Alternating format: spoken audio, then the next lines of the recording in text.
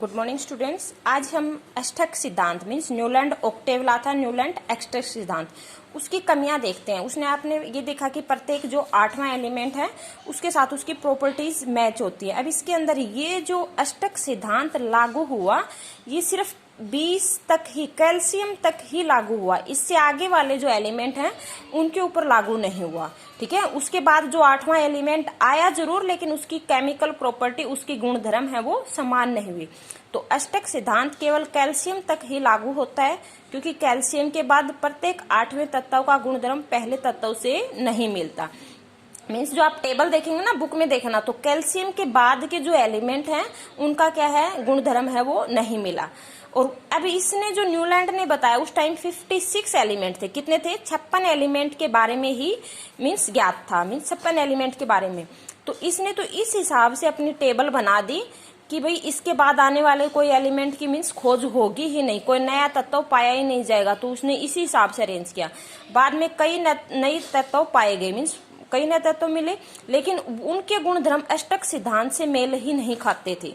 ठीक है, तो जिनके गुणधर्म अष्टक सिद्धांत से मेल नहीं खाते थे। कुछ हद तक इसने कोशिश की, लेकिन हम ये नहीं बोल सकते कि पूरी तरह से सही है। अब जो कुछ एक असमान तत्वों को भी इसने एक साथ रख दिया, कुछ असमान तत्वों को एक साथ रखा, जैसे फ्लोरीन है, क्लोरीन है, इनके साथ जो कोबाल्ट, CO मीन्स कोबाल्ट, क्या होता है? कोबाल्ट। तो कोबाल्ट को रख दिया, ऐसे ही निकल को रख दिया, लेकिन इनकी प्रॉपर्टी बिल्कुल ही अलग है। फ्लोरीन और क्लोरीन से इनके गुणधर्म क्या है, बिल्कुल अलग है। तो कुछ एक ऐसे तत्व भी रखे जो असमान थे, लेकिन इनके साथ में रख दिए। तो न्यूलैंड का जो अष्टक सिद्धांत है वो सिर्फ हल्के तत्वों पर ही लागू होता है। हल्के मतलब जैसे 20 तक एलिमेंट है, उनका ज्यादा मास नहीं होता, परमाणु द्रव्यमान नहीं होता, तो सिर्फ हल्के तत्वों पर ही लागू होता है। तो न्यूलैंड्स अष्टक सिद्धांत केवल हल्के तत्वों पर ही लागू होता है। उसके बाद में आता है मेंडलीफ की आवर्त सारणी। ये काफी इंपॉर्टेंट है। यहाँ से हम ये मान सकते हैं कि पीरियोडिक टेबल का विकास हुआ। मीन्स जो मॉडर्न पीरियोडिक टेबल कुछ हद तक इसके साथ मिलती जुलती है, सेम तो नहीं बोल सकते, लेकिन काफी हद तक मीन्स पीरियोडिक टेबल का विकास हुआ। जो मेंडलीफ ने बताया वो क्या बताया, मेंडलीफ नाम के साइंटिस्ट हैं। तो इसका मतलब इस आवर्त सारणी को जो बनाने में काफी योगदान है। इसने जो थी, ये रूस के वैज्ञानिक थे, तो रसिया भाषा में लिखी गई थी, लेकिन धीरे धीरे इसको और लैंग्वेज में, जैसे हिंदी के अंदर, इंग्लिश के अंदर कन्वर्ट किया गया। और इसने क्या रखा, इसके जो मेंडलीफ ने जो बताया वो परमाणु द्रव्यमान के हिसाब से और रासायनिक गुणधर्म के हिसाब से एलिमेंट्स को डिवाइड किया। रासायनिक गुणधर्म के हिसाब से देखो, तत्वों में आवर्त सारणी के प्रारंभिक विकास मेंडलीफ का प्रमुख योगदान रहा। मीन्स प्रारंभिक विकास में एक काट लेना इसको, प्रारंभिक विकास में प्रमुख योगदान रहा। मीन्स काफी हद तक जो है मॉडर्न पीरियोडिक टेबल से मेल खाती है। उन्होंने अपनी सारणी में तत्वों को उनके मूल गुणधर्म के हिसाब से, परमाणु द्रव्यमान के हिसाब से एवं रासायनिक गुणधर्म की समानता के आधार पर व्यवस्थित किया। क्या किया इसने भाई, परमाणु द्रव्यमान के हिसाब से, परमाणु द्रव्यमान का मतलब जो हल्का था उसको पहले रखा, उस हैवी था उसको बाद में रखा। उनकी रासायनिक गुणधर्म के हिसाब से, मीन्स उनकी जो रासायनिक प्रॉपर्टी है, रासायनिक गुणधर्म है, उनके हिसाब से एलिमेंट्स को अरेंज किया। अब इसके अंदर क्या था, इसने एक तो जैसे इस तरह से आपकी पीरियोडिक टेबल, एक तो इस तरह से लाइन खींची गई। ये जो लाइन है इनको हम बोलते हैं क्षैतिज रेखा। ठीक है, ये क्षैतिज होती है। और एक इस तरह से लंबी ऊर्ध्वाधर लाइन, ये कौन सी होती है, ऊर्ध्वाधर लाइन। और इनको किस नाम से दिया गया, इनको तो जो ये खड़ी लाइन है ना, इसको क्या नाम दिया इसने, ग्रुप नाम दिया। और ये जो क्षैतिज लेटी हुई लाइन है, क्षैतिज रेखा है, इनको क्या नाम दिया, आवर्त, या फिर पीरियड भी बोल सकते हैं, या फिर आवर्त। ये ध्यान रखना आपको। ठीक है, तो क्या बताया, जो ये इस तरह के जो मैंने बताया, जो ये खड़ी लाइन दिखाई दे रही है इनको क्या नाम दिया, ग्रुप। और जो ये टेढ़ी लाइन दिखाई दे रही है, क्षैतिज रेखा, इनको क्या नाम दिया, आवर्त।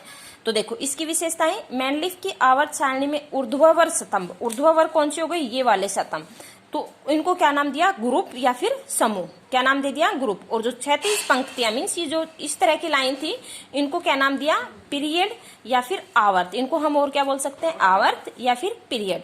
ठीक है, अब इसके अंदर जो ऊर्ध्वाधर, ये इस तरह के जो स्तंभ है, आपकी बुक में देखना, ऊर्ध्वाधर स्तंभ है, ये तो कितने हैं, 8 हैं। 8 ऊर्ध्वाधर स्तंभ है। मीन्स एक वर्ग, इनको हम क्या बोल सकते हैं, वर्ग बोल सकते हैं।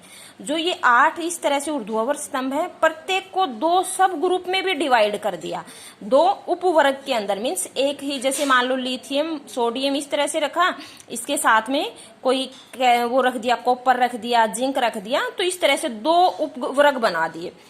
वर्गों को 2 उपवर्गों में बांटा गया, जैसे ए और बी।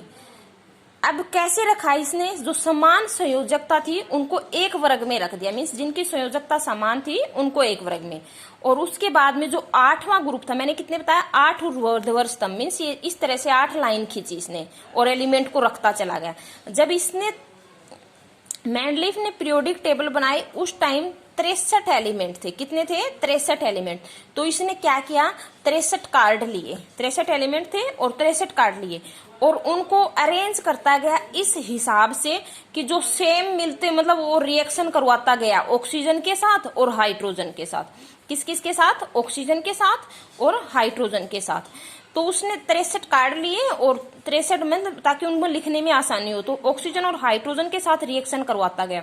और जिनकी ऑक्सीजन और हाइड्रोजन के साथ रिएक्शन सेम हो रही थी उनको एक ग्रुप में रखता गया, जिनकी अलग हो रही थी उनको अलग ग्रुप में रखता गया। तो इस तरह से इसने 8 जो है स्तंभ बना लिए।